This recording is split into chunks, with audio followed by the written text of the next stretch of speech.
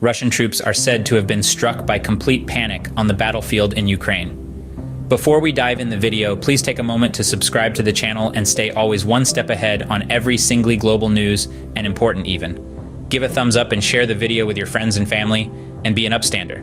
Let's move on. According to several media outlets, the Russians have taken to their heels and abandoned their positions in the southern Kherson region of Ukraine. Russia's state news agencies, TASS and RIA Novosti, published a statement from the Russian Ministry of Defense on Monday.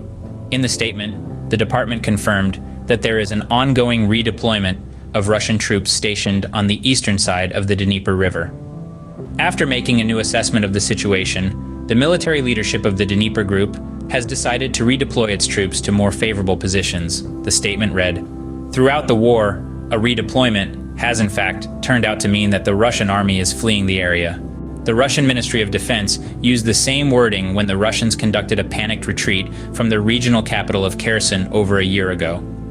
During the day, the statement from the Russian Ministry of Defense disappeared from the websites of both TASS and RIA Novosti. According to the independent Moscow Times, the message was only up for a few minutes. TASS claims it was a mispublication and that the statement is not truthful.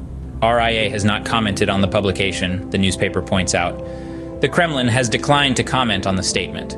According to the American think tank Institute for the Study of War, ISW, the Ukrainian army has intensified its attacks in the Kherson region in recent days. There are reports, among other things, that the Ukrainian military is trying to cross the Dnieper with armored vehicles and heavy weapons. Russian units, which are positioned on the eastern side of the river, are currently forced to defend themselves against more intense attacks than usual, ISW reports. Ukraine launched a major counteroffensive in June, but the front line has barely moved.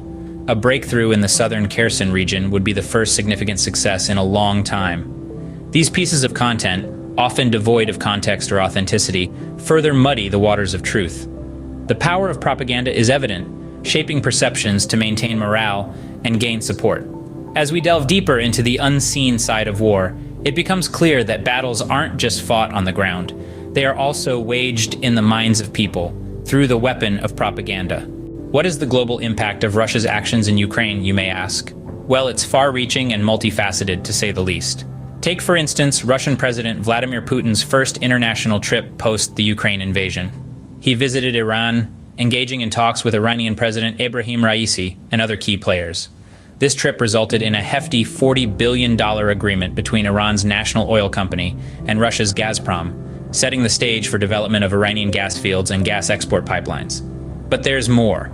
Declassified U.S. intelligence suggests that Iran may supply Russia with drones for use in the war in Ukraine. This could potentially tip the scales of the conflict, adding a new dimension to the war front. Moreover, Putin also had discussions on grain exports from Ukraine. Russia has been accused of blocking these shipments, a move that could significantly impact global food supply chains. And then there's the geopolitical chess game. Putin's meeting with Turkish President Recep Tayyip Erdogan resulted in threats to block the ascension of Sweden and Finland to NATO, a move that could reshape the dynamics of international relations. As we can see, the ripple effects of this ongoing conflict extend far beyond Ukraine's borders, with global implications that could shape the future of international relations.